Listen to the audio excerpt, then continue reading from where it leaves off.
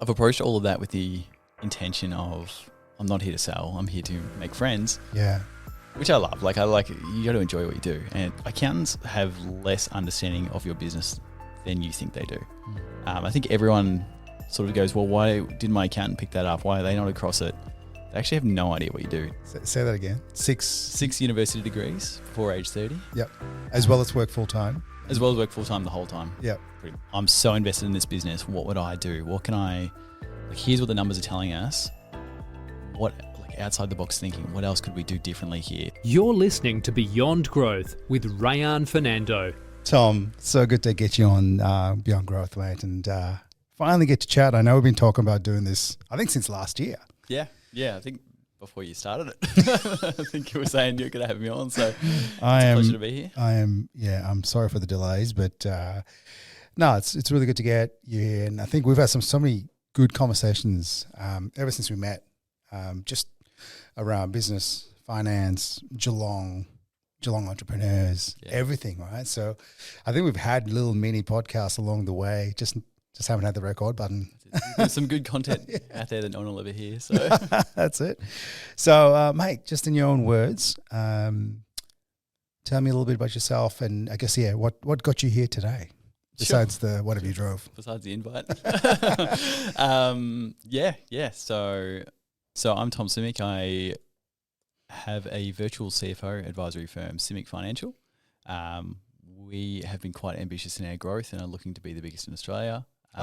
Yeah, well, I've locked in that. I saw that BHAG, and I'm like, I was going to ask you. You've jumped straight. I've locked it in. Biggest in Australia. We've set a big revenue goal as well for 4 years from now. I'm like, all right, that was the long term timeline. I'm like, we've brought it way forward, and it's just changed our way of thinking about everything. So that's been a big motivator for the last couple of months. Pretty much since. I know, already off topic, but it's good. No, this is perfect. I think in November, my wife and I sat down and just reviewed our goals from last year, and just said, well, what do we want to do next year, and what kind of year do we want it to be? And we had a massive year last year. Our house flooded. We had to live in Torquay. Live in Torquay for 6 months. I had to live in a very nice house in Torquay for 6 months. Damn. But as fun as it was, we're living out of a suitcase. We then had to sell our house because it had flooded a few times. There was all sorts of things going on. The business was growing pretty quickly, which is all positive. But we also had overseas trips. I went to the NBA in Las Vegas for a study trip at the NBA head office. 100 things last year. And so her goal was very much she wants to do nothing this year. She wants it to be a switch off year where she just relaxes, unwinds, and enjoys what we've got, because we've moved into what was our rental, and it's just a really nice north facing warm unit. It's just cozy, and we actually love being there. So she just wants to enjoy life, enjoy work. We still don't have kids, so it's like, all right, well, let's just enjoy having a higher income and less responsibilities. Whereas I was like, oh, that's fine, but my goal is the opposite. I feel like I'm so close to just tipping over and, cracking the virtual CFO advisory sort of awareness. That's probably our big issue is the awareness of it as a service. I feel like I'm so close. And all the hard work I've been doing, I feel like I can see the amount of referrals and things like that picking up. And so I said, well, I want to quadruple down this year, and I want to work some stupid hours while I can and try and grow pretty aggressively.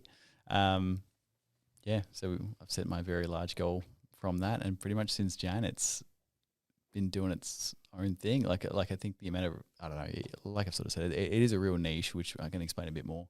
But we were getting 1 or 2 referrals a month, might convert one of those. Since Jan, I think it's gone to 1 or 2 a week. Last week we had 7.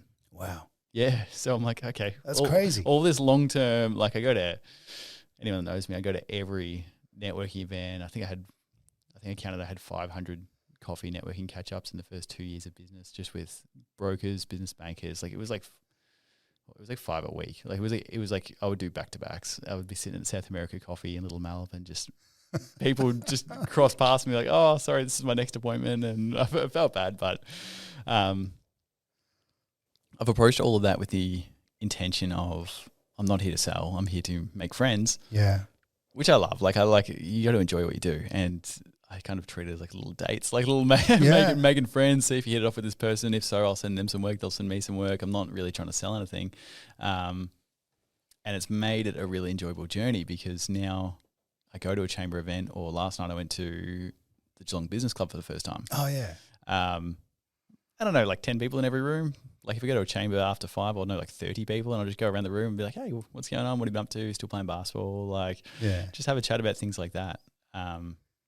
Yeah, it's grown. It's No, that's a lot to unpack. But you do that really well too. You do the networking side of things. I enjoy it. But I think that's the key, right? Yeah. I think likewise, I sort of really do enjoy the conversations I have, and I always have this thing where like the best conversations that happen after 5 is usually after 7. Like it's just it seems like actually even one that I had down at Truffle Duck a while ago, and I just hit it off with this guy right at the end of a networking thing. He owned a winery and a tech startup, and he'd sold out all sorts of stuff, and we just stood in the Finesford pub car park for until it was like 9 at night. I'm like, oh, we better go home. We've been standing here for hours just chatting, and like those sort of relationships that you build from that are really worthwhile. Oh, absolutely. I mean, they do take time, but then you got moments like that where you do find someone randomly and you have the conversation. And Geelong's good for that too, because I feel like you tend to see, like you said, you do see the same people quite often. Yeah. So you have more and more opportunity to actually meet them. Whereas I think if you go into some of the suburbs of Melbourne, there's a little bit more transient sort of networking groups where you might not. Like I've been to a few Melbourne-based ones, and I don't always see. I'm like, oh, hopefully I see that person. I'm like, oh no. They're just not there. Yeah. Okay. So I do see that in that sense, but no. All right. That's enough about networking for now. Sure. We'll come back to it. Sure.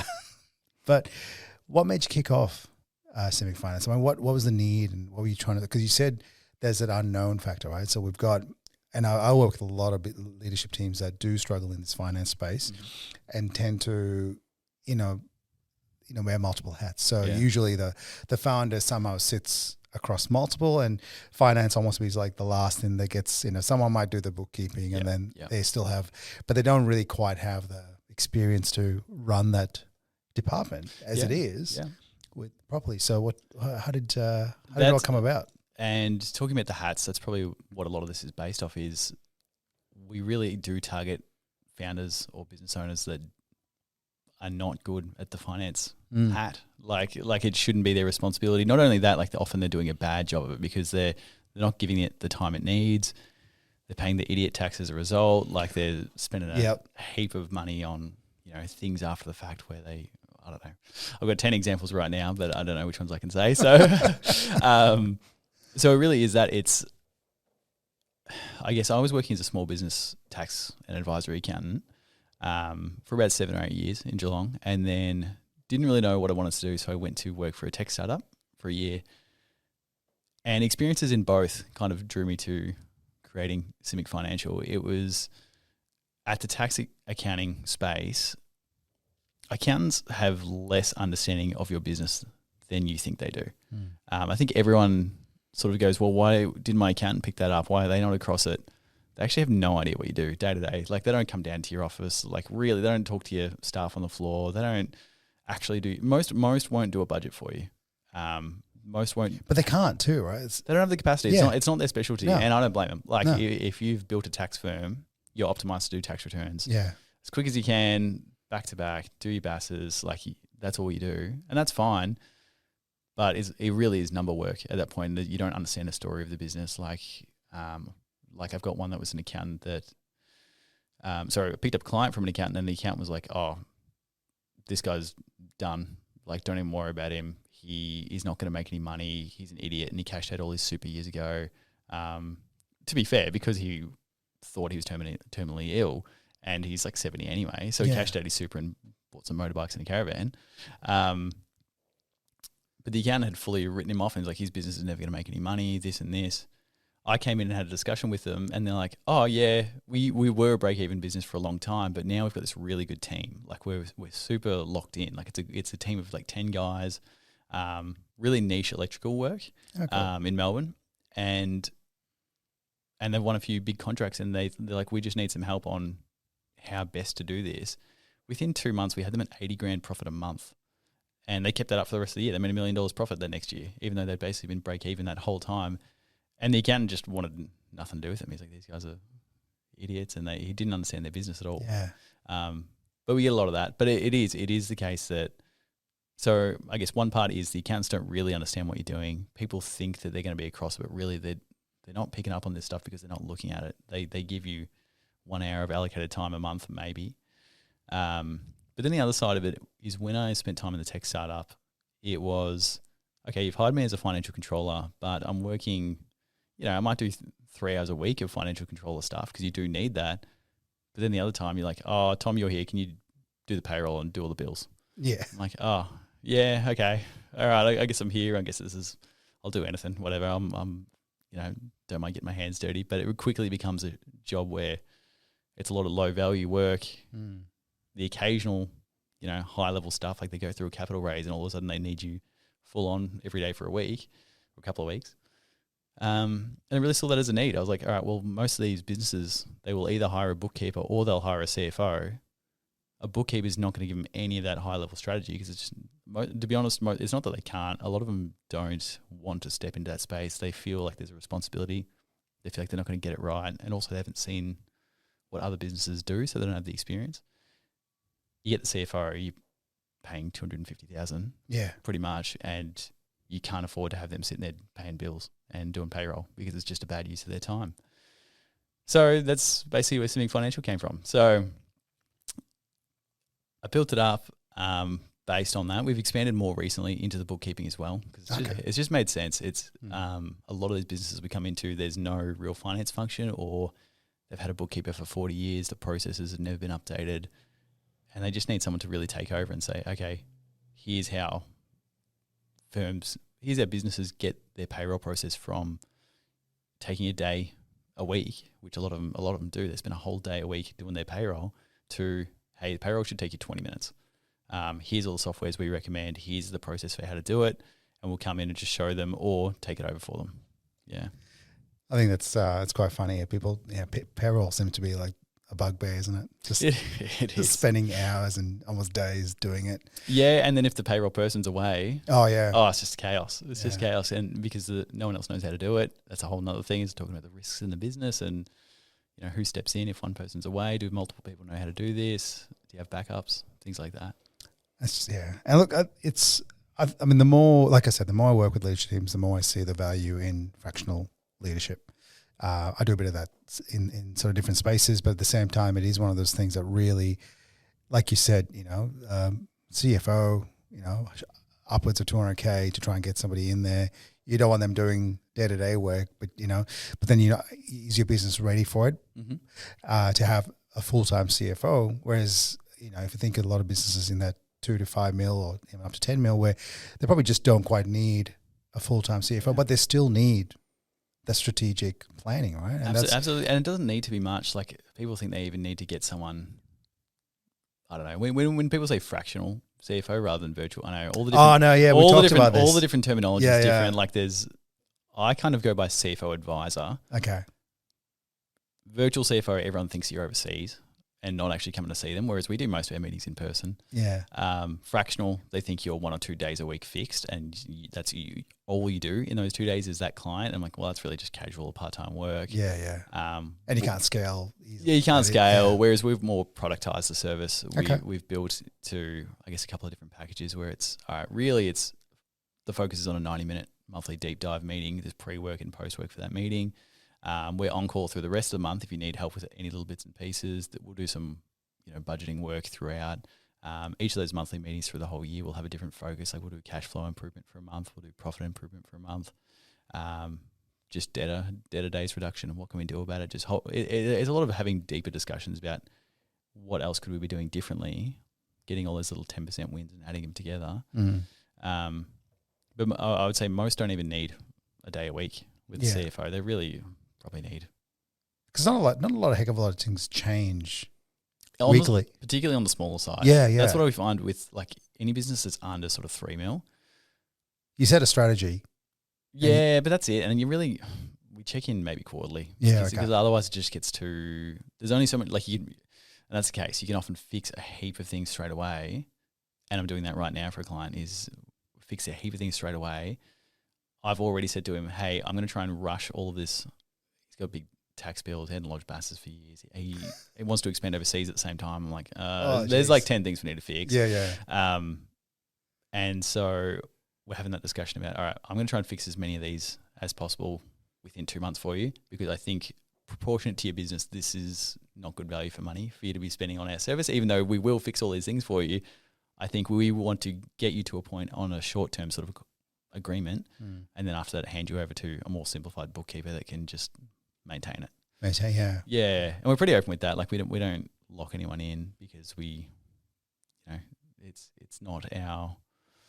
I would be a bad accountant if I recommended that you stay with us anyway, rather than I'll recognise if I think you don't need us, I'll tell you. Yeah, that's good. I mean, that's what you want, right? Like you don't want just someone just which I did to a client last year. I called him and I said, mate, I know you want to keep me around because you love he loved our discussions. He had no one else to have these deep discussions every month with. Like, ran a large farm, and he's like, I have no one else to talk about these things with. Very smart guy.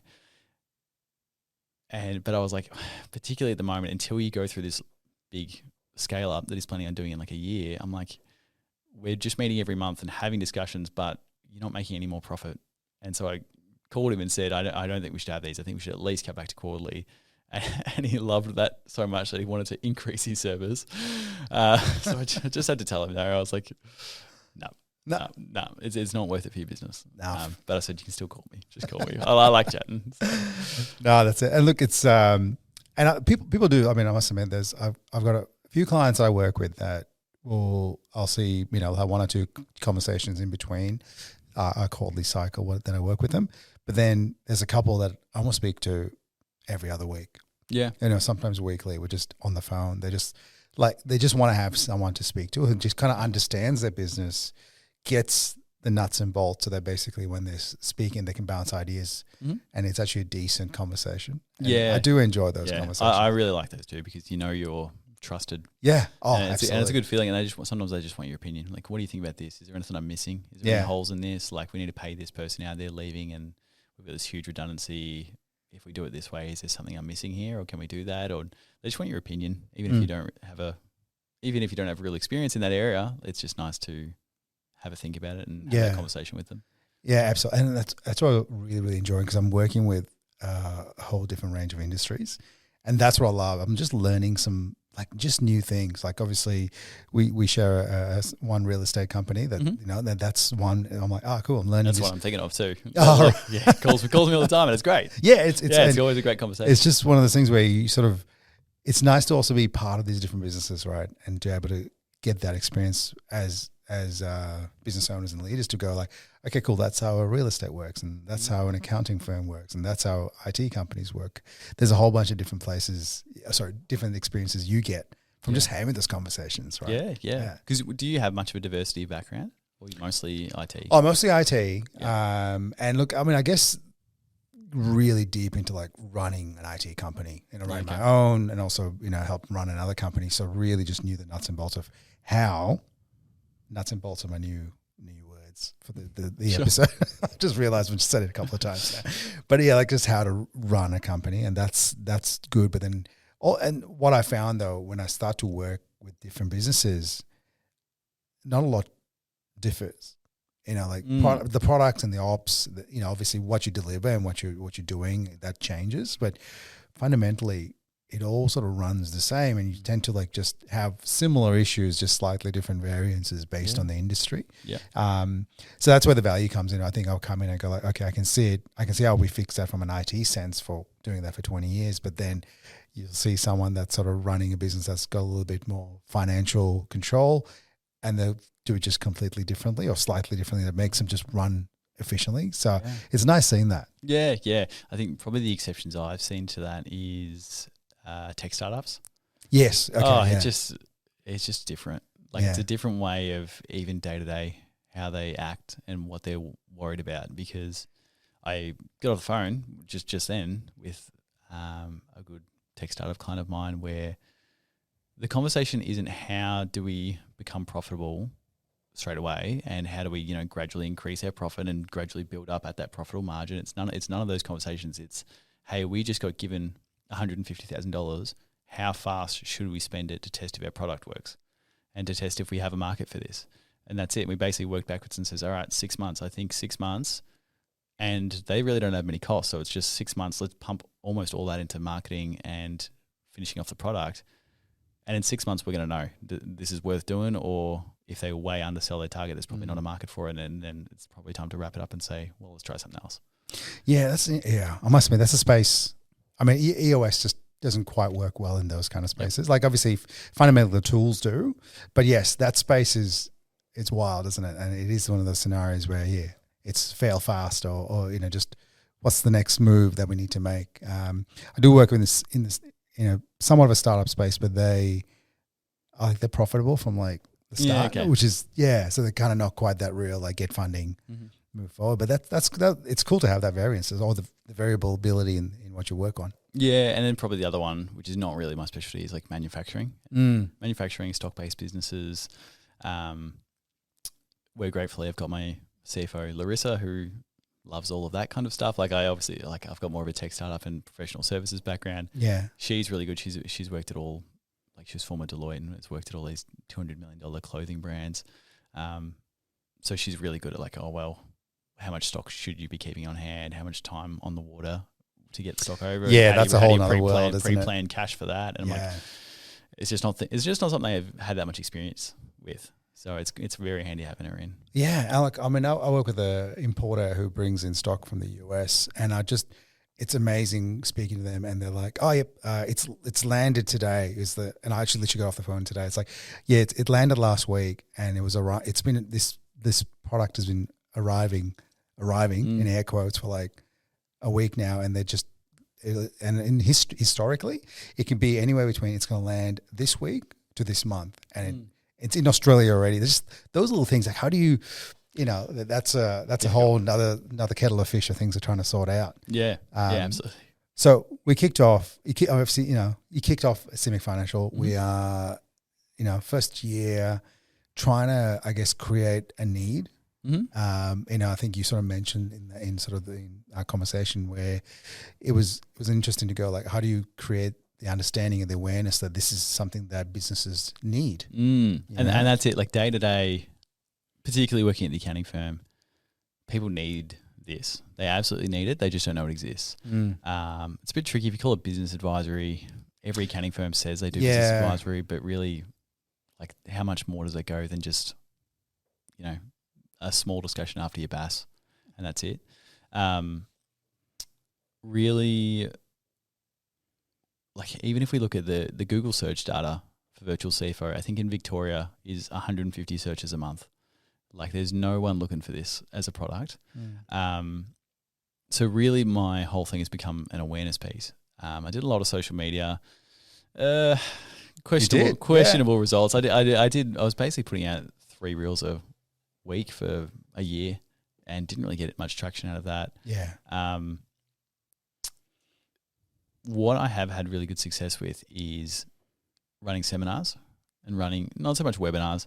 Webinars are just hard to get people to show up. But seminars, absolutely. Like, particularly you've done a few. I probably would have done 6 or 7 now. I ran one 2 weeks ago in Melbourne with Studio Legal. They're a law firm for creatives. I've run one with ANZ, one with Harwood Andrews, one with IPN Property Valuers. And that's where I really find that I can shine a bit, because I'm okay with speaking. I've been trying to get better at public speaking. But to a room of like 20 people, I'm fine. So I like that because I don't have to try and pitch what a virtual CFO is. I literally just get up the front, say, hey, I'm good at what I do. That's why I won the Chartered Accountant of the Year last year. And then I just tell stories for an hour. I'm like, all right, here's a story of a client that their business value was 0, and within 12 months we got them to sell their business for $5 million because we fixed all their processes and we fixed a whole bunch of financial things they had going on. And, do's and don'ts of negotiating a good ATO debt for long term and then getting your interest back. And here's how I saved this client $500K last week. And I literally just get up there and tell stories, and then people go, oh, I get what he does. And I see that there's holes, probably just holes in their knowledge. Yeah. It's more of just they don't know what they don't know, and they see what me and Larissa do, and they say, all right, we want to at least have a chat to you because we think there's some things that you could help us with. We just don't know what they are. And that's been great. So like the last couple of years, I saw they just released it again this morning, but the Geelong Small Business Festival, which I think is where we met. Yeah. Yeah. Funny. But both years I've run that, a room of 25 people. And at the end I've had 5 lined up. Both years had 5 lined up at the end being like, I need to book in a meeting with you. This is exactly what we need. We just didn't know it existed. These are all the things we need help with. Because it can be tricky asking people about their financial situation and being subtle about it. Like you can't. That's why I sort of go with the networking to make friends approach rather than I'm not going to go and ask someone, hey, is your business losing money? Yeah. And like it's just What's the bottom line like? Yeah. How much revenue are you doing? I do ask that. I actually do. Or I judge backwards. I'm like, how many staff you got? Yeah. Okay. All right. Yeah. Okay. Yep. We should have a meeting. Like, and I think it's. I mean, the Geelong Small Business Festival. So it's just been announced, which is cool. Yep. But yeah, it's such a good way to just. I love it. They're all great seminars. Yeah. Like you learn something in all of them. I went to one last year on just how to shoot better videos. Oh yeah. I think I was there with you. Maybe that was one where we met. Possibly, yeah. Yeah. So look, I got to bring up the young CA of the year, right? So, Sure.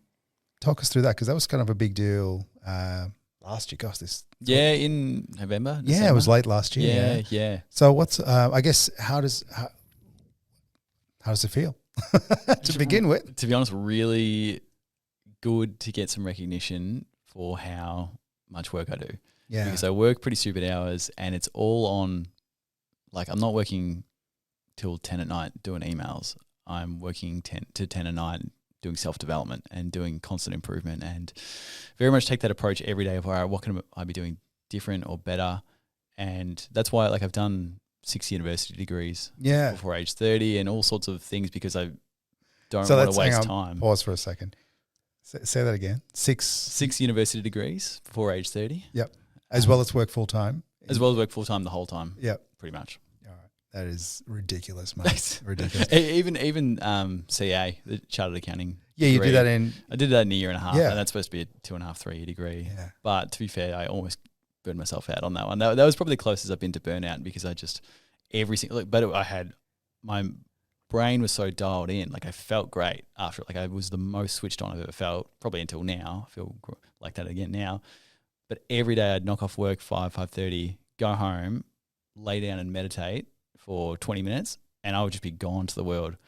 Like I would be in a coma for 20 minutes, and I'd wake up, and it felt like a whole new day had started. And I was like, okay, day 2 had started, and at 6 p.m. we go to uni, and even though I wasn't at Deakin anymore, I'd just go and sneak into the Deakin library every single night and study for 2 or 3 hours. And the rhythm of it, doing it most days, did well. So I mean, you talk about this concept of locking in. Yep. For 3 to 6 months. Yep. And that's kind of your secret sauce, so to speak, of getting through these things, like getting those 6 degrees done in under 30, sorry, like before you were 30. Yeah. And obviously, we say that like you've had 30 years to do, but not really. You sort of did that in what, 12 years? Yeah, roughly. 12 years. Yeah. So, I mean, talk me through that. I mean, because that is some epic dedication, because that's not, it's not, I'm saying it's not normal, but it's difficult. It's and you do have to sacrifice, right? So talk us through what those, like, how did you sort of work out that's the way I get it done? Yeah, I think, to be honest, a lot of it is I think you can fit more into a day than you think you can. I think most people can fit more into a day than they think you can, particularly if you're reduce the time between activities. So there's not like, all right, I've got study till 5:30. And then I have a half-hour break, and then I go to the gym at 6. Like reducing those little half-hour gaps everywhere. There was some, not many, but there was some social events that I'd skipped out on a couple of years, but not many at all. Like I'd still save all your Friday nights and Saturday nights for all the fun with the boys. Yeah. But really, that's it. It's a discipline, and it's something I've had for a long time where if you relax after you've done the work. So I don't really, I'm not really ever stressed because I don't relax until the work's done. As long as you set a reasonable expectation on what needs to be done, you can't just say, if I don't hit 2 million, I can't relax. As long as you say, all right, I've got these 10 things to do today, you power through them really quickly, and then you can relax fully stress-free once you finish them. And that's it. And it's like, all right, well, I don't relax. I don't doom scroll. I don't go and play PlayStation until all of those things are done.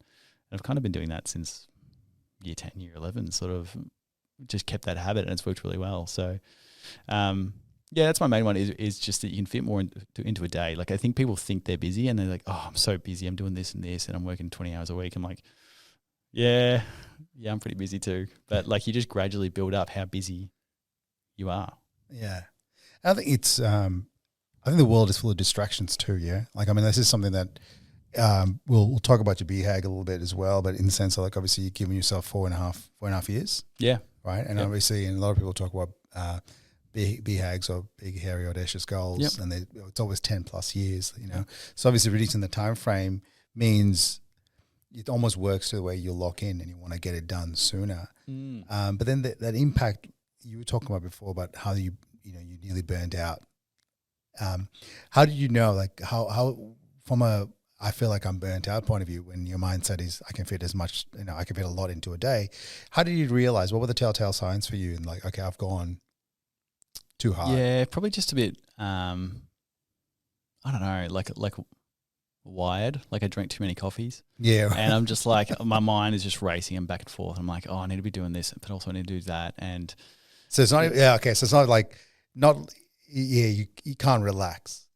Pretty much. Yeah, pretty much, because I just feel like I have so many things in my mind and on my list, which, to be honest, the last month got a little bit like that as well. It doesn't happen very often. I'm not someone to usually get stressed or, think about how much is on my plate. But it is an important thing to think about and sort of check in with yourself. I'm a big meditator, but often I find that without thinking about it, my meditations slip, and next thing you know, I think about it. I'm like, why am I so wired? And I realize, I actually haven't meditated in a week because I'm so busy, and I don't think about it. Also making time for exercise. Like, I'm a big basketballer. Yeah. Sometimes when I can say healthy, and all those things. Like, even when I was working at this tech startup in Collingwood, it was a 2-hour commute home minimum. I would get home at 7 and just go straight to the shoot around at Geelong Basketball Netball Centre. And it was just, I loved it because it's just a really casual, whoever's there, they just put you in teams of 3-on-3, 4-on-4. Like, it was almost just muck around, but a really good, fun level. There's no pressure to be there. You didn't have to be there on time. And I would come home exhausted with like a thumping headache from Collingwood and just go, all right, let's push through. Let's do it. Go and do it and just run for 2 hours and just be so exhausted, but it just felt great. Like, the endorphins after that, it's like, all that stress is gone, all that tension's gone. I feel great again. I can have a sleep in the next day and feel good.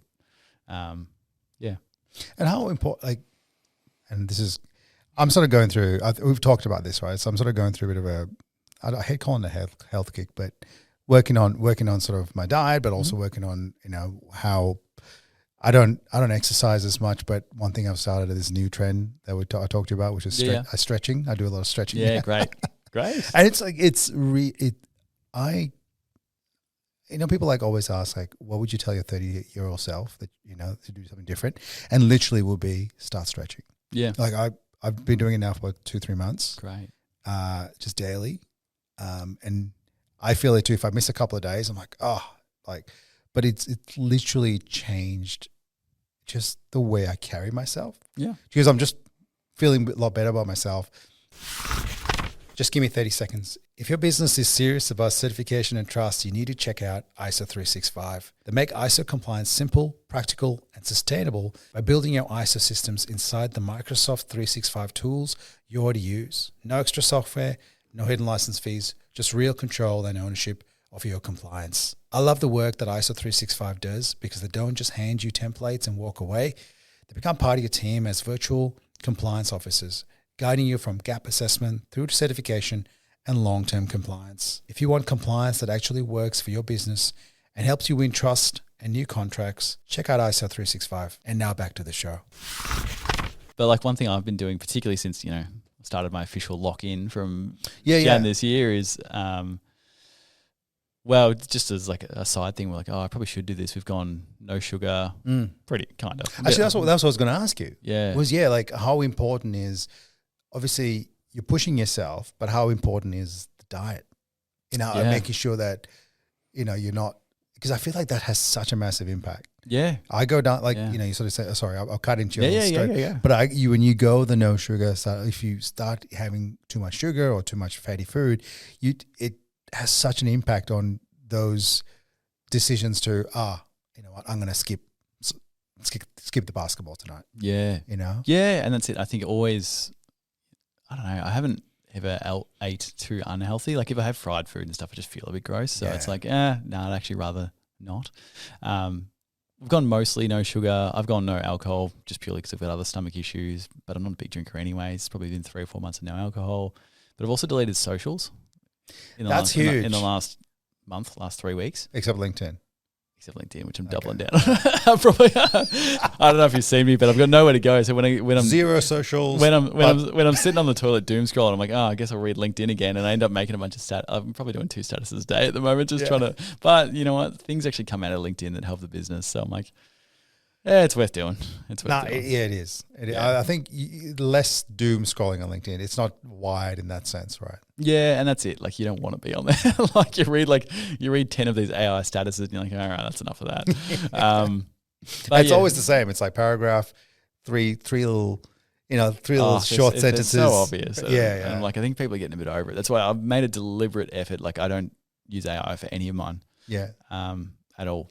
I just write them all. Actually, I love using Whisperflow. I just do the talk to text. Yeah. That's probably a good way to do it, actually. Yeah, it's quick then. Like I often do it just walking into work. I'm a little walk in, and things come out of that. It's not as fun, but I've got my screen time down to under 2 hours, which is like I do use my phone a lot for work, so I thought that was pretty reasonable for 2 hours a day. Yeah, which is still a lot. It still feels like a lot. That's not a lot. That's pretty good. It was 4. That's still not a lot. You reckon? Oh, in the scheme of things. Yeah. Like it's funny. Like I drive my kids to school, and my son Ollie will always see the kids standing waiting for the buses, and they're all just head down. Yeah, and that's what I hate. I'm like, that was really the main motivation. Is you work backwards and think how many hours, like 4 hours a day. That's like, I don't know. I've done the numbers before. I can't think of it, but it's like weeks of a year that you are not present with the world. Yeah, absolutely. Yeah. I mean, look, sorry, when I say 4 hours is normal, I'm trying to justify things, but for me, that's most people I know probably that's like sending emails as well, right? Like that's communicating, not just necessarily 4 hours of scrolling. Probably not the best, right? Yeah, but a lot of them are. Yeah. Like none of these kids are texting anyone or emailing. They're not emailing anyone. No, I don't think they email at all. No, that's what I mean. So they're getting. They send photos, mate. Yeah, right. Snapchat. Yeah. So, but now look, I think it is. It's cutting that's huge. Like 2 hours is, especially most of that's LinkedIn. That's pretty good. Well, yeah, most of it's productive work time. There's probably 20 minutes of LinkedIn before I get sick of it. Yeah. But yeah, I'm like, all right, well, I guess that's my norm. I don't think you can get below that because I'm actually doing emails on there and I'm actually doing, other work on there. Yeah. But it's another 2 hours in the day that I've gained to do more productive, locked in work. I think that's the mindset thing that I find I'm slowly getting into myself, which is going like I get this question a lot. It's like, Ryan, what do you watch on Netflix? What do you binge watching? And I don't. No. Like I find like, okay, those are little things I go like, I won't do that because like even yesterday I was just, listening to the news because news is just interesting at the moment, as bad as it is. And just basically just working on a booklet that I need to print out. And I'm like, okay, cool. And those kids in bed, my wife's watching something on Netflix, and I'm like, all right, I'm going to get some work done. And just as long as I got something in my head, I can keep work going as well. But that's something I think I'm doing a lot more. It's like, okay, where can I not do? Where can I not waste time? Definitely not as stringent and disciplined as you. Well, the other thing you got to be careful of, which is what I had slipped into in the last, which was probably why I was getting a bit stressed the last few months, is after hours checking anything. Like I know it's good to have those extra hours, But generally after 5, whatever I'm doing from home. Yeah. You got to be careful sitting in front of the couch, still doing emails or anything like that. Generally, my rule is, I'll do work after 5, but I don't respond to anyone. If I'm doing work, it's marketing work. It's marketing, it's sales, it's expansion work. It's where we're talking about buying a few firms at the moment, buying a tax firm and buying a virtual CFO firm. So it's all right, well, what do I need to do for that? Brainstorming events, things like that. What new seminars can I run? Yeah, all of that is the after 5 work I do. And I kind of, again, have that cut off. It doesn't really feel as much like work. I'm not expecting anyone. No one calls me after 5. If they do, I don't really answer. Yeah. Maybe up till 6 if they're a good client. I'm going to test it. Yeah. 601. I totally agree. The thing that changed though is kids. Yes. Right. Which I'm very conscious of. Yeah. So my days aren't a 9 to 5. Mm-hmm. It's like a 9 to 3, pick the kids up, do a few things around the house, have dinner, thankfully early dinners. And then they wrap up and they go to bed, and then I do the 3 hours or the 2 hours I didn't get to do during the day. Yeah, that's fair. So that's where I definitely don't. Yeah, I'm not sitting there with the kids floating around. Unfortunately, that's really changed it. Yep. And then days like now where I'm going through, just kicked off soccer training. I'm coaching my kids under 13, my son's team, and second year now. So I've sort of, I won't say it's dialed in, but definitely not much better than I was when I first started last year. But that just takes over my life as well. So I got two nights of coaching, like Tuesdays and Thursdays, games on Sundays. So all of a sudden it's like, okay, I'm just going to have to cut out more other things, right? Like, so I mean, it's interesting to see, not interesting, but I do find that winter period, I compared to myself last year, I felt like I was just so busy because I was going from work, coaching, and then also doing planning the conference for EOS.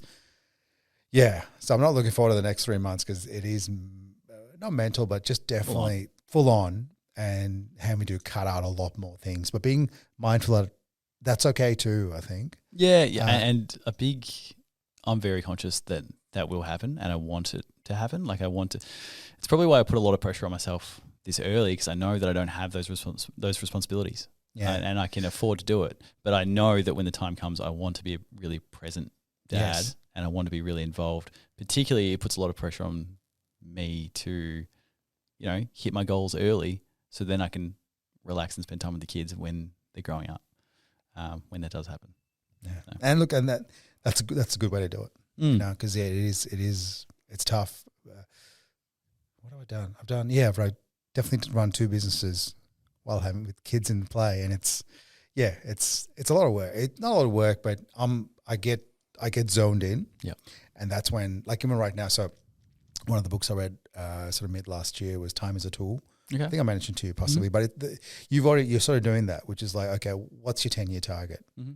It's like, okay, what would you change if you could do it in 3? Which has been my big thinking. Yeah. Which, coming back to that, the BHAG. Yeah. A lot of that came from a discussion with a good mentor of mine who is talking about his new business and talking about how, in the first 6 months we should make $12-13 million. I'm like, what am I doing? Yeah. Like I'm working so hard to go from 200 to 300K. I'm like, I should be investing in those areas. Particularly, that's one to many. It's learning webinars so you can approach lots of people at once. It's things like that, and really investing in those skills so you can reach a wider audience and sell a product that doesn't need one-to-one time. Things like that. But more than anything, it just changed my perspective on there's people around us that can do that stuff. It's not an American exclusive thing. It's there's people in Geelong that are doing that and know how to do that. And from that, I brought my target back from 10 years to really 3.5, 4. Really, it's by 30 June, whatever it is, 3.5 years. It's a pretty hefty target, but it's changed my whole thinking, because it's like, all right, well, now the growth rate that I'm getting is not even close to what I need it to be. So the conversation around who we hire next is completely has changed to pretty much think that even though we've done good work in building up referrals now and building up, some knowledge about what we do. We need a head of growth or head of sales. Yeah. We need someone that can also just be side by side with me doing all this stuff and basically dedicate all their time to it. Otherwise, we just won't hit those targets. So it's taking a few different risks. I think if we hire that role, we're really committing to doing that and going for the goal. But we've kind of mapped it all out, and it does make sense. It does check out if we can do it, and I think we can do it in 4 years. Like on the CFO sort of work, it's high ticket work, so it's only 200 clients we have to get in front of. It's 200 businesses of the right size. So that's the thing; they've got to be in that really 5 to 50 mil turnover usually, and they get the max value for their business as well. Yeah, yeah, absolutely, makes a big difference. And look, what I found with that mindset was, so I've sort of set myself some targets. For me, from a EOS implementation point of view, as a EOS implementer, and I can't grow as a business per se. Yep. Like, I can't.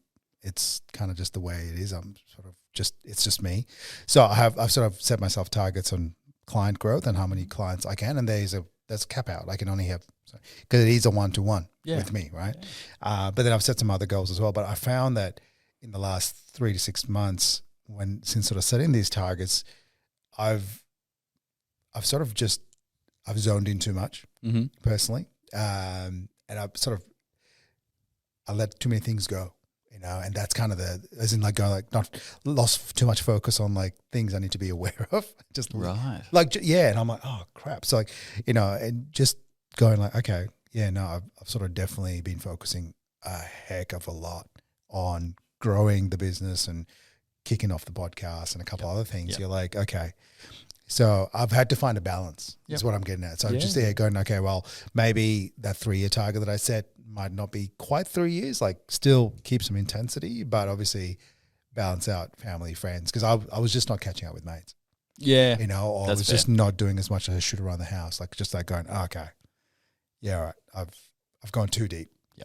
So finding that balance is really important. And I'm also enjoying reflecting on my journey trying to do this. Yeah, good. To see what it's going to be like. It's good to look back as well. Yeah. And say, how have I gone, and realize how much your goals have increased, because you keep hitting your goals and you keep setting bigger ones. But then if you look back to the original and go, oh, actually, this is the mindset I was 5 years ago. That's so different. Well, I mean, I think I love the fact that I'm in control of what I'm doing. I think that's. I've always struggled working for someone. Like I'm a good worker. Please hire me now. But at the same time, like all of a sudden, I'm like, I just love controlling my own destiny. But actually, like driving it in my way, I'm terrible to. Like I've done a few things in the past where like I get frustrated with people so easily. Yeah, I'm like, I just got to do it like this, and I take over. But I've got to obviously got to change that mindset a little bit as I get older. And like in that, look, to that vein, like in the sense of growing as a leader, because you've kind of gone through multiple, obviously a couple of different roles, and now you're growing this business, and obviously you want to go hard for the next 3.5 years. What's the leadership growth been like for you over the last, 10 years in sort of developing that skill? Because, I mean, don't get me wrong, mate. If you didn't have a beard, you'd probably look like you're 18 right now. So, like obviously, there's a lot of, you've obviously fast tracked a lot of things, but obviously experience is something that you can't quite fast track. Yeah. So, yeah. I think a big thing for me has been vicarious learning, just seeing soaking in, just watching, even when I'm 17 working at the cinema, just seeing what the managers are doing, and be like, oh, I wouldn't have done that like that, because I saw the outcome that it gave. Being consistent with the staff about your expectations, things like that. Even thinking back to my days working at Tonic at the surf shop, and I remember one of my early days of being put on as the manager, sort of unofficial manager, like the shift manager, and just almost barking orders around. And then the head manager came and talked to me the next day and was like, hey, like you're not going to, particularly these kinds of people, they're all surfy, they're all chill. If you tell them what to do, they are just not going to respect you, and they're not going to care, and they're not going to do it. There's a certain way to ask nicely for those things, use your manners, like be a certain kind of person and do it first. And obviously do that. Don't do anything, don't ask anything that you wouldn't do first. Yeah. And so be like, hey, I'm working on unpacking these boxes. Can you help me, sort of thing, rather than you go do that, and we'll meet back here. Different approaches. But picking up lots of life lessons through that whole journey, even in the accounting firm I was at for years, is seeing staff that always thought they were on the partner journey. And I got along very, very well with the partner, Matt.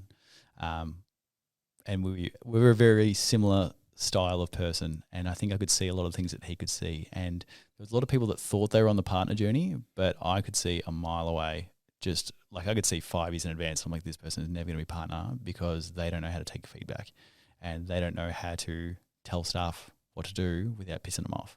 And they don't have these features, but they also are not the kind of person that wants to work on them because they think they're already top shit. Yeah. And you can see those things a mile away and go, all right, well, this person still thinks we're on that track. This is not going to end well. What do you do about that? Learn from them and say, all right, well, I can make myself that kind of person.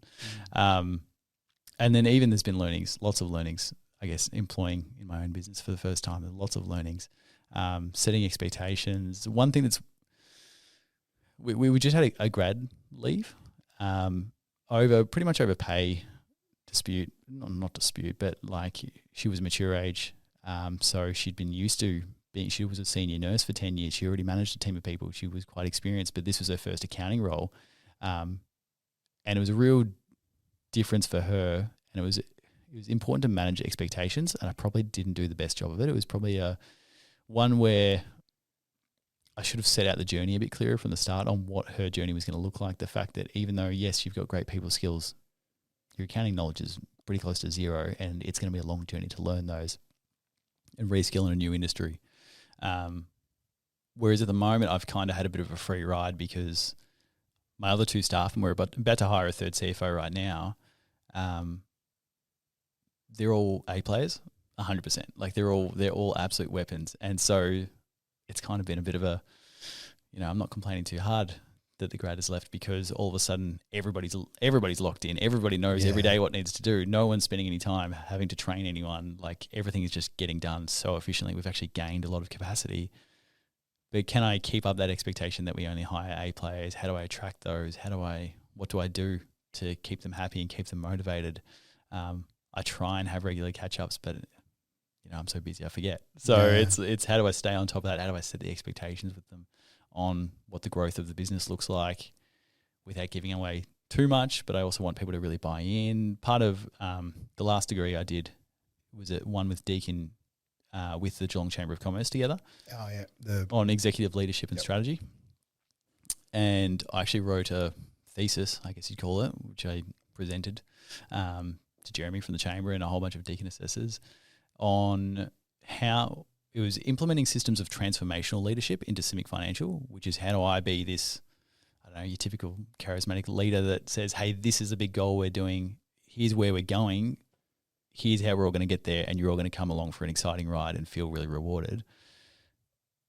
In brackets, I called it how to run an accounting firm like Google. That's sort of what I called it. And there's a lot of lessons from that. I actually interviewed some local businesses and saw what they do differently. Some gave a lot of freedom. Some had financial incentives and others didn't. The incentives are a tricky one because you want to – I'm a big believer in particularly the old accounting firm. If I'd been given some incentive, like they were very clear that it was a culture-based business, and so no incentives for everyone because we just want everyone to be over the top, welcoming, support each other. If someone needs help with something, everyone just come over and help them, and there's no KPIs to hit. There's no financial targets to hit. Whereas other businesses I've seen that say, hey, you actually get 20% of all revenue for clients that you work on, they grow a lot faster, and the staff feel like they have more buy-in, so they're trying harder and they're working late hours, but still the culture is pretty positive. It's probably just how do you balance that? Yeah. I think it's it's one of those things that it's a constant journey, right? You're constantly learning in this space. But you're balancing something like that because having A players, like it's a beautiful thing. Oh, like right now, life is so easy. I'm like, we just signed an enormous client, like way bigger than we would normally do. and I've got 100% confidence that my CFO can do it, and she's just all over it. Don't even CC me into the emails. Like, I know you got it. That's awesome. And it's just, this is where we want to be. But how do I attract more people like that? Like, I'm happy to pay over. Like, I'm happy to pay extra. But particularly the thing for us is attracting people in Geelong. Yeah.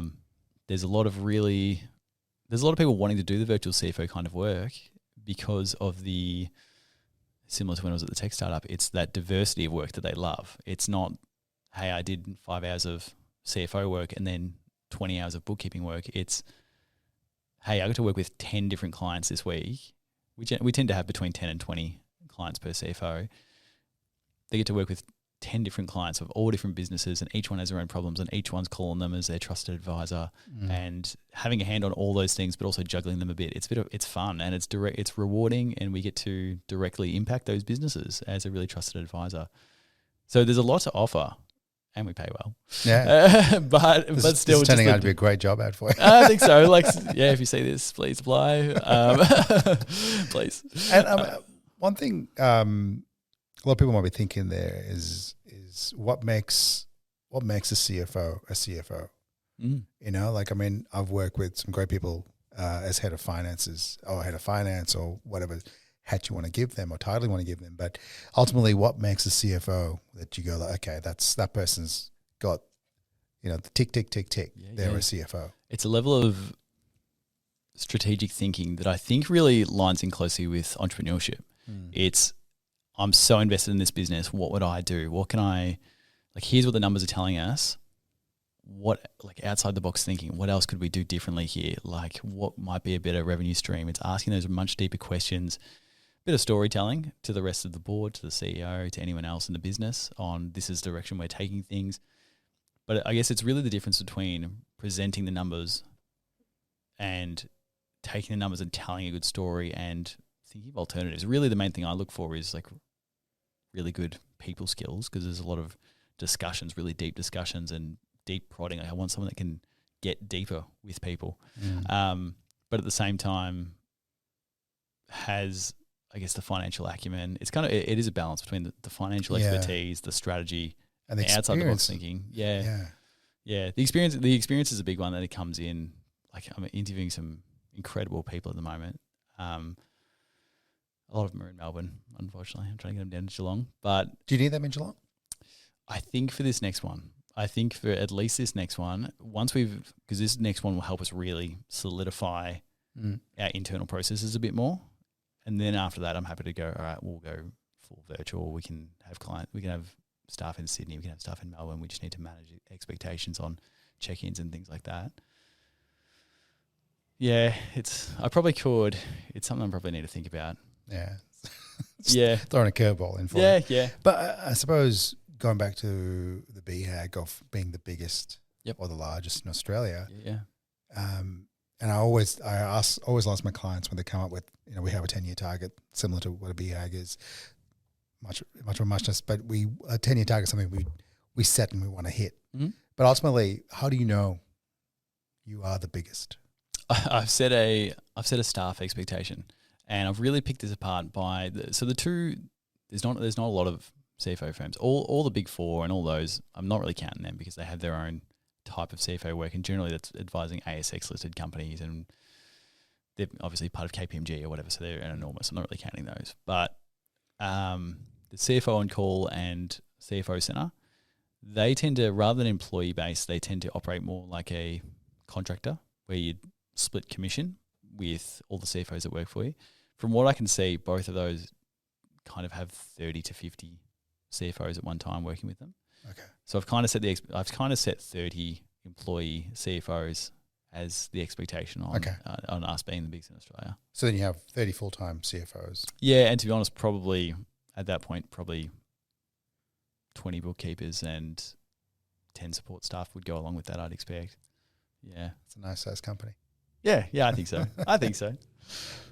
It's all, look, it's one of those things I always like to hear what the breakdown is when it comes to the BHAGs. But it's good that you've got it, you know, so it gives you, because you got to take your people on the journey as well, and they can see, they can sort of go like, okay, well, that's what it's going to look like. Yep. It's so important. Yeah, and I think one thing that I definitely have is the passion for it.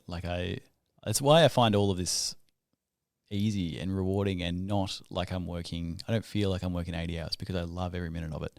I love the business of helping other businesses, but also I love the game of business. Like I feel like every day it's like, which skill can I improve, and like which decision do I need to make, and which one's the right one? And it's this big game, and I love it, and it's just fun. Like I would be equally as happy if I was living in a shack, but I just love the fun of it.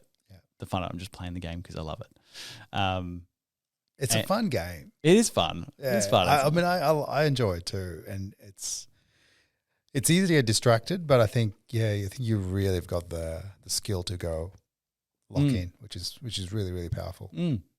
I guess one thing I really wanted to bring up was the Geelong entrepreneurs, which is something that's been happening, not happening, but something that you're looking to revitalise and bring back. Something that was started probably I think it was pre-COVID. Yeah, I'd never been to one. Yeah, I think it finished pre-COVID. It must have started so it was funny. I reached out to a mentor of mine, Amir. Yep. Asking him, I sort of said, hey, I have thinking about Amir's book is right here, the CEO Mocked AI. Yeah. And I said, hey, I'm been thinking about starting this community. I saw there was something similar in Geelong years and years ago. Do you know anything about it? And he just laughed because he was the one that started it like 10 years ago, and I had no idea. And it was funny that I asked him. Is this a setup? Yeah, it probably sounded like it was. I genuinely had no idea. But he was all aboard because he's like, oh, I love it. I just don't have the time for it anymore. I think afterwards, Matt Fletcher from KPMG ran it for a number of years, turned it into a much more formal breakfast style thing. Yeah.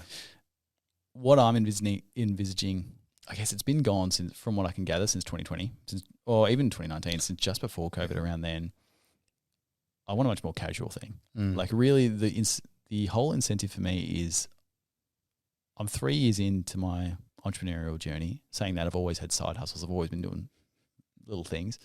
But if I found good mentors earlier on, I feel like it would have fast-tracked me so much more. Like even my mentor recently, who just talking to him about the size of his goal, and I've gone, oh, like I didn't know that was an option to aim that big. Yeah, yeah. And I didn't know the horizon, didn't know people in Geelong could do that. And now that I see someone else doing it, I'm like, yeah, well, why can't I do it?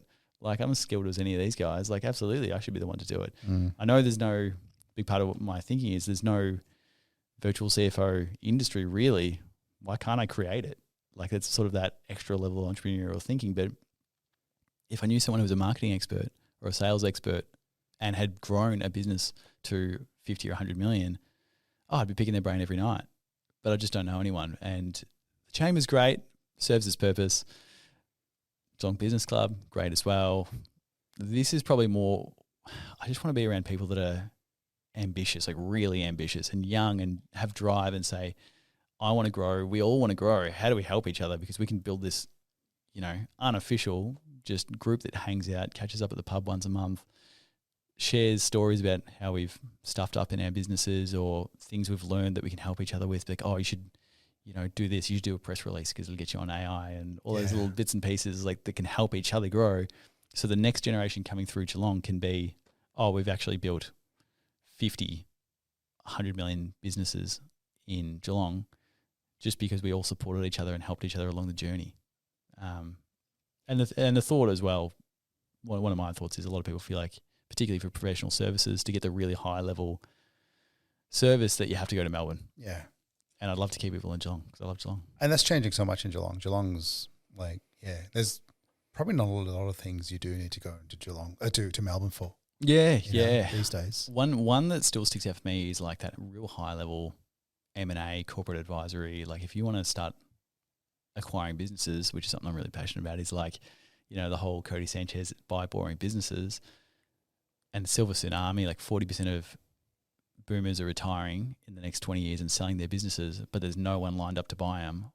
I want to, I guess, show all these young business owners or want to be business owners that there's a ton of businesses out here that are just going to close their doors because no one's willing to take them over. Some really good Geelong businesses will just close their doors because no one's here to take them over.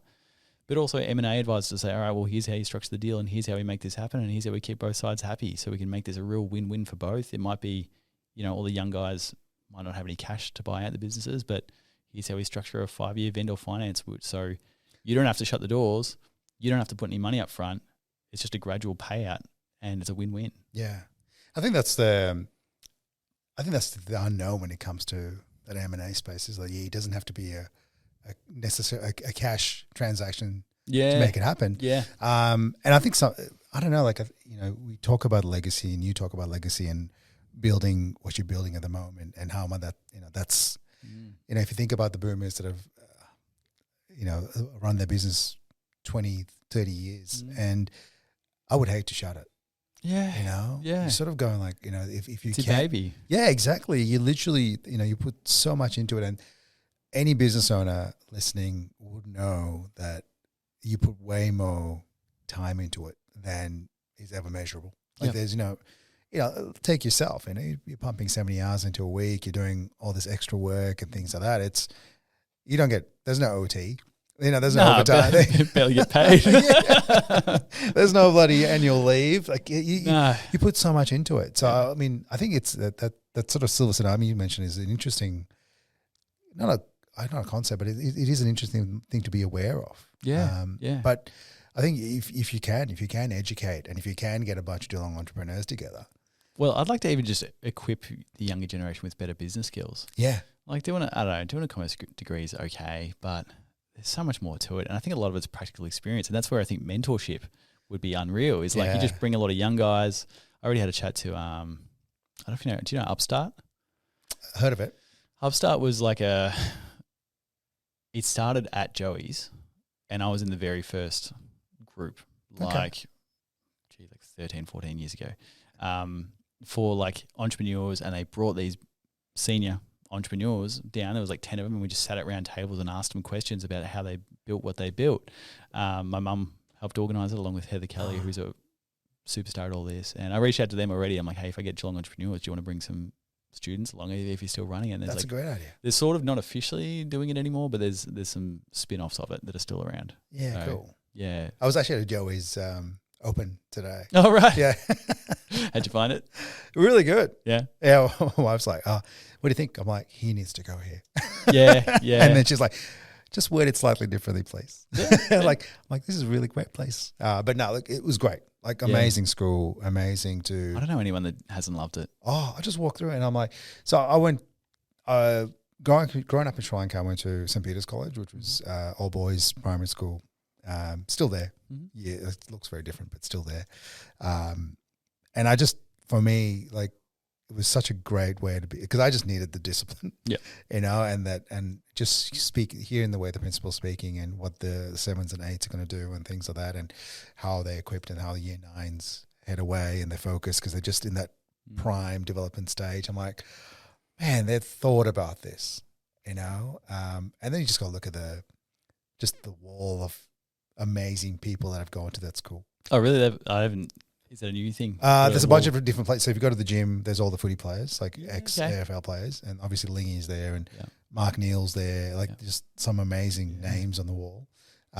Johnny Fitz is there. Yep. So I'm like, okay, that's a black and white photo, John. Yeah.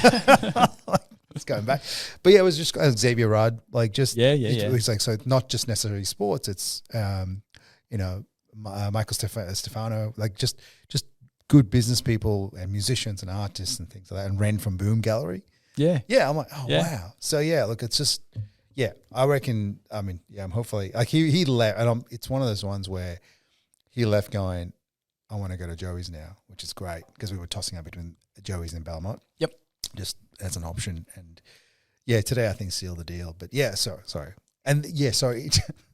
We've gone completely off track. No. But ultimately, I think they are doing something similar. Okay. Is what I got. Yeah, great. So we got there in the end. Yeah, great. Like I've still got tons of friends from Joey's that I still see like weekly at basketball. Yeah, I think that's what it is, and that's something I'm so not envious of, but I want Ollie to have, all my kids to have. Yep. Because we moved around a bit, like Sri Lanka to Australia. That's a big forget all your primary school kids, right? Yep. Like I think I met them. I can't remember them. Yeah. And then we went from high school in southeastern suburbs, and then I moved to Geelong. Mm-hmm. So I not cut off, but obviously the distance, right? So for them to have like this continuation of primary school to a high school in the same town, same region, I'm so excited. And they're obviously, for them, they're like, means nothing to them. Yeah. I'm like, This is like, I wish I had that. Yeah. You know, because you see that, like you said, you catch up with those guys and they're just Absolutely. still playing basketball with them. Yeah. You know? Yeah, absolutely. I've bumped into a guy 3 times in the last week that we were best mates in kindergarten. No way. And we still and then on and off mates at primary school, on and off mates at high school. And we played basketball together for 12 years. And we're still, still see all these guys often. And that's all I love about Geelong, you know, and I'm getting that, but I'm starting getting that purely in my adulthood. Yeah. You know, I've been here since I was 18. But yeah, I just wish I had that 6 to 12 years before. That would have been amazing. Yeah. Geelong would have set things up really nicely because it is a real, like you talk about network and you talk about networking, like that school network seems to just do so well just in Geelong. Yeah. You know? I feel really bad for uni because it seems like it's just massively died off since COVID. It seems like it's massively died off. But saying that pre-COVID, in the last, my first 2 degrees double was 5 years. You know, my first couple of degrees was, but it was 5 years, and you could see the decline each year in attendance at events anyway, like pretty notably. Like I used to run the toga party at Eureka, and we get 2,000 people in togas at Eureka every year. Then by the last year, it was down to like 400. Yeah. Like it was a notable decline every year. Even like the mystery bus tour at O Week is so much fun. Like that was the best. I saw them the other week. I went for a run and they were all there on the oval drinking. There was a girl in a Shrek outfit, and I was like, that's perfect. But all of that was so much fun. Like I think that's why I had such a positive experience at uni, is because we treated it like high school. We basically made 30 friends, and every day there was like at least 10 or 15 of them just hanging out in the library all day talking shit. Yeah. And those people are all now financial planners and insurance brokers, and they're all guys I send work to. And that's like the beauty of it, is like you go to uni and then you just work in that community, and all those people don't go away. Like some of them moved to Melbourne, but even then, like they're all professionals. They're all done similar degrees. Yeah. And you can just send work to each other and like keep working with each other. You don't have to. I know. It's a beautiful thing. And yeah, I totally agree though. Like I've done MC work, some MCing at O Week for Deakin recently, like last couple of years. I just Geelong Entertainment. Anyway, I'm sort of sitting there MCing. I'm like, oh yeah, I'll do some MC. The whole practicing speaking in public stuff, mind you, that's like low, like still counts. Yeah, still counts. But I must admit, it was like so quiet. For an O Week event. I remember being an O Week. It's like it was an event. It was like the bus would sell out and straight away. Oh, exactly. Yeah. You didn't want to miss out, right? Yeah. And I mean, it's. I don't think we can change that one anytime soon. I don't know what to do about it. I think you can. I mean, I think we've moved to a digital world. Like it's a very much. I think that's the difference. Is we grew up in more of an analog childhood. Like I know. I mean, I'm a bit older than you. But only 10 you're right. years. Like we were going out, we're not checking our phones because there's nothing to check. Yeah. Oh, 100%. Yeah. Oh, yeah. Like basically, so I think a lot of those communities are now mostly online. I think that's just the norm, which I'm better off or worse, but I do. I don't get the same out of them. No. Oh no. Anything that's like a sign up for our online community, I'm like, I don't care about that. I don't want to. I don't want to read one post a week, and not just even that, but like even seeing like 50 WhatsApp updates, and you're like, I'm so not reading that. No, very fair. Tom, it's been really good to chat. Absolutely. If someone's listening to this and wants to get in touch, mate, what's the best way to get in touch with you? Absolutely. So a couple of things. We've just launched our brand new website, simicfinancial.com. Nice. It was simic.finance, now it's simicfinancial.com. There is a little explainer video on the homepage if you want to hear more of me talking about what we do. Plenty of application forms on the website. I'm about to release an ebook. Tell me about this one, because you sort of mentioned it. I want to get it more. Yeah. So it's basically it's the CFO blueprint for scaling to 50 million, and it's basically just 10 pretty simple things you can do as a business owner. There's actually, even though there's I say 10, there's lots of sub tips crammed in there. You got to claim them all, mate. Come on. Yeah, it's a 50. All right, I'll count them all. I'll say it's 50. There is probably 50 tips. There is some really good tips in there. It's a lot of stuff that very often I'll come into a new client meeting. They're like 5 million, 10 million revenue, and they're like, we don't make $1 of profit. And in half an hour, I can be like, all right, fix that, renegotiate that. Easier said than done sometimes. Yeah. But like you add $1 million to the bottom line straight away. Like, and we've had, I think, it's my famous stat I love quoting, is last year we had probably 12 CFO clients, and five of them increased in net profit by more than $1 million. That's awesome. Yeah, in 1 year. And it was like, okay, it's just little tweaks. Like, it's just little stuff that they don't know. So go download this ebook. We'll link it when it gets released. I'm hoping it's this week. Yeah. Let me know. I'll add it to the show notes. Yeah, as well. and that'll have some good info in it. Otherwise, just DM me on LinkedIn or put a form in through our website. Like, it's pretty easy to come and have a chat. We'll always have a chat to anyone, just to see if we can help, see if we can't help. We're pretty open and honest, and there's no obligation. We'll just have a chat and see what we can fix. Or come see you at one of the many networking events in Geelong. I'm at every event. If you want to come just to look an for the event, best suit. Yeah, I'm getting a bit of a ref actually. I got 3 comments yesterday, which is probably a new personal best on how I dress. So He's got a scorecard. It's like, 3 this week. Yeah, well, I don't know. Like, I feel you got one today. You walked in. I'm like, yeah, nice. all right, we're on one today. I feel like as men, we don't get that many compliments. So you really remember them. Yeah. Especially as a bald man. You just like, nice head. Yeah, fair. But yes, I do get a few compliments on the suits I like to wear. I like to dress up. I love it. I'm very envious. You got me on the task of looking for these things as well. So I'm a big eBay bargain shopper. If anyone doesn't know, I've got a whole collection of Armani and Paul Smith suits that I got for between $10 and $50 each because I just am always hunting. I was so disappointed when that maroon suit didn't fit me. Oh, no good. No good. I was going to rock that bad at the chamber. I was looking at a tux last night. Really? Hugo Boss tux. Yeah. And it's just black and it's got like the shiny lapel. And I was like, I don't need a tux. As much as I liked it, I got 2 weddings coming up. But I was like, how often am I going to wear a tux? I just wish we're the same size. I'd give you a couple. But I got a couple I want to get rid of. We'll talk later. Tom, so good to chat, mate. Thank you so much for coming on. Thanks for having me. Awesome.